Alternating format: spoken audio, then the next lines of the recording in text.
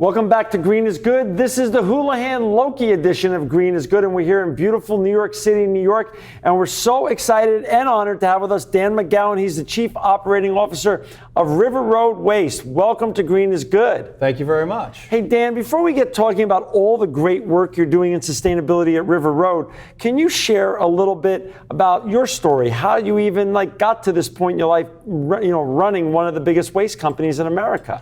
Sure, absolutely. It started off when I was younger, grew up down by the Jersey Shore, spent the summers down there. And so really the passion for the clean ocean, making sure the beaches was clean, kind of developed at a young age and sort of led me down the career path, and ultimately wound up my career working for a waste management asset company for the first 15 plus years of my career. Wow. And then had the opportunity to join River Road Waste about 3 years ago. And it's a unique opportunity because we truly get to partner with our clients to put waste and recycling programs into place to really help achieve sustainability goals and make sure that waste is being removed from the recyclable materials are coming out of the waste stream and can be removed from the landfill. And for our listeners out there and audience members that want to check out your great company, River Road, they could go to riverroadwaste.com, riverroadwaste.com. Correct. Well, so explain what River Road manages, how River Road works as a company, what's your real mission and essence for being? Sure. Again, our goal is to align and partner with large national organizations and regional organizations that have multiple locations, and really have them outsource their waste and recycling program to us. But our goals are aligned with theirs. We don't own any assets, so we don't own any landfills. So really working to try and help them increase their sustainability goals while reducing costs as well. So a big chain comes to you. For this discussion, we'll just call it ABC Chain. And they own 2,000 stores nationally. They come to you and you help them manage their whole waste stream better than somebody else. Correct. So let's do a comparison, you versus a large waste concern. How do you have advantages over them?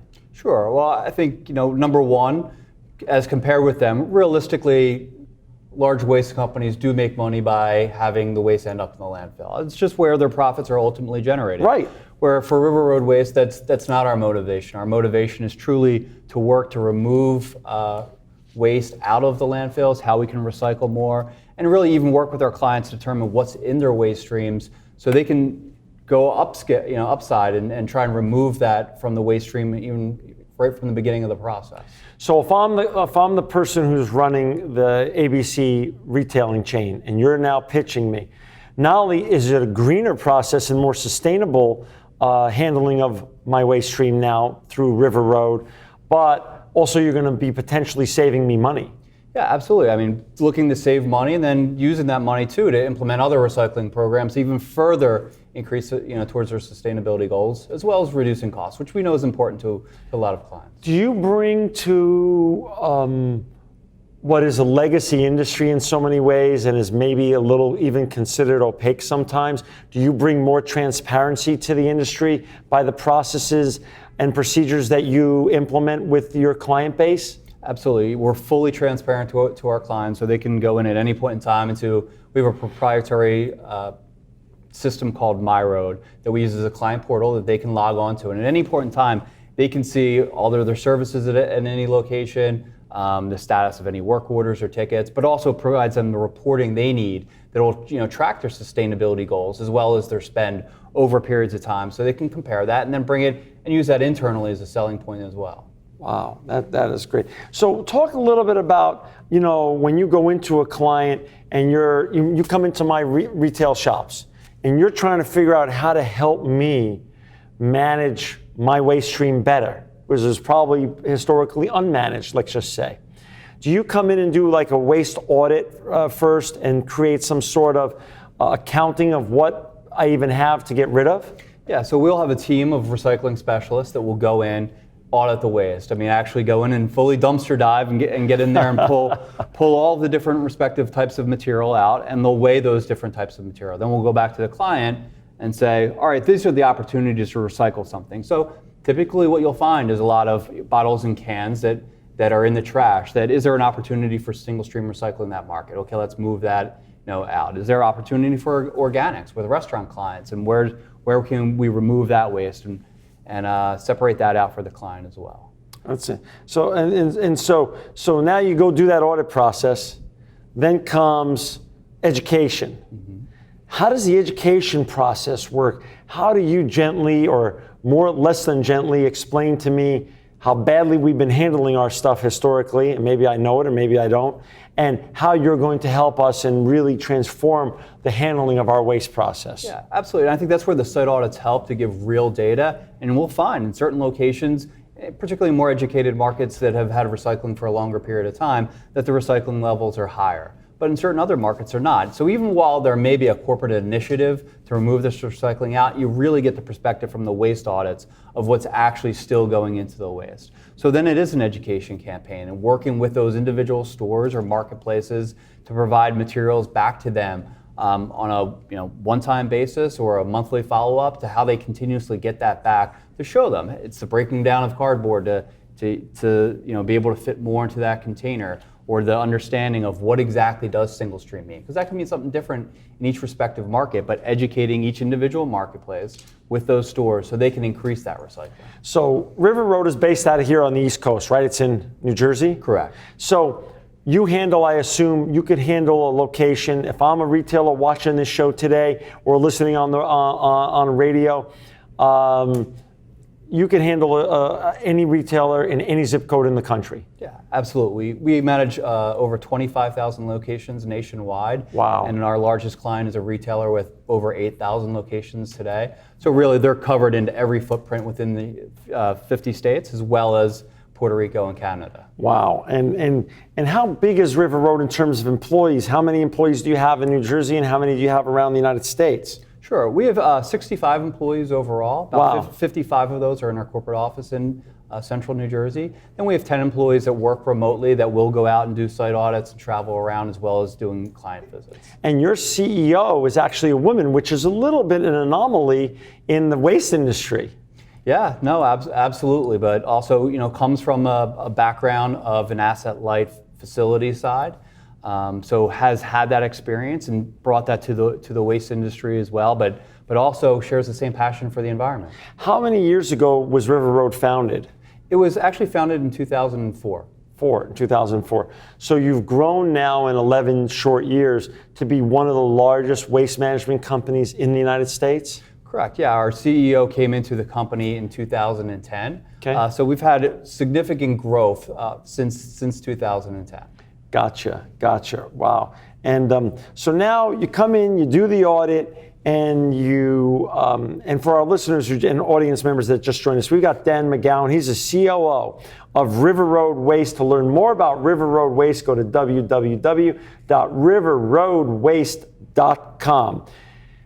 We're going back to how the whole process works. You did the waste audit, you started the education process. How long does the optimization take of saving me money and getting me some documents that show how much is being really recycled and stuff of that nature? Sure. Typically it only takes 60 to 90 days. So once we come into a program, we like to make sure that over the course of the first 90 days, we really understand the program. All the services that are in place are exactly what we have, and we can confirm that with the sites as well as the current providers. And then once we do that and make sure that everything is as the data says it is, then we'll go and do the site audits during the course of those first 90 days. And really at that 90-day point, have a plan that we're presenting back to the client for how we increase the recycling, which increases recycling, but then keep in mind, we're also looking to reduce the trash levels at the same time. So you get the benefit of the reduced cost on the trash, along with increasing the recycling, as well as what we have an analytics team within the company that uses client data points. So it could be for a bank number of employees, for a retail store, it could be case counts, to really estimate what's the driving force to come up with the total yards of waste that they should have. And so we'll do that at the same point in time and say, hey, that store's getting an 8-yard container 3 times a week for service, but perhaps only need 1 time a week of service. So further reducing the cost, which again helps out with putting in additional programs for the company or additional recycling initiatives. So interesting. I'm going to segue a little bit. You mentioned that you still have to work with some portion of their waste can't be recycled. So you still have to dispose of certain portion of their waste. So how do you interrelate with the waste companies now? Are you, do you then work with the 2 biggest or 3 biggest waste companies out there? And how do they see you? In certain situations we do. There are a lot of franchise markets where the largest companies do provide service. But typically we're more on the large regional players and try and partner with those and basically help them as acting as a national accounts wing. But really, we view ourselves as part of the supply chain, and they're not vendors to us, they're really partners. And it's working that partnership along the supply chain between the client and ultimately the service provider, whether that's a waste service provider or an organic service provider, right. Whichever way it is, it's really viewing ourselves along that, being able to provide consultative information back to our client, as well as the data, the reporting, and as importantly, one point of contact for customer service. Really, one point.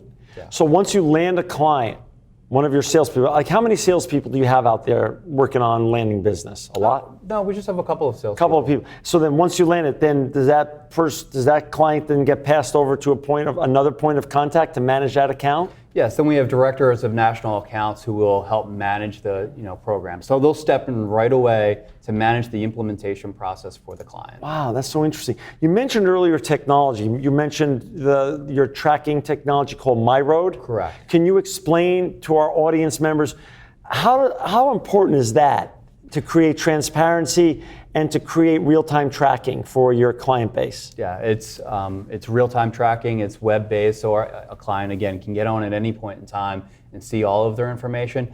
But it's also very important in terms of the tracking to see, are we making continuous progress for the client? So we like to picture ourselves at River Road as the one that provides continuous solutions. It's great that, hey, signing up and getting a new client on board, but where we really think we bring value to our clients at the end of the day is continually over the life cycle of the program, looking at your waste stream, evaluating it, and see how we can make continued improvement. So every quarter we'll go back and look at opportunities for increased recycling, increased diversion.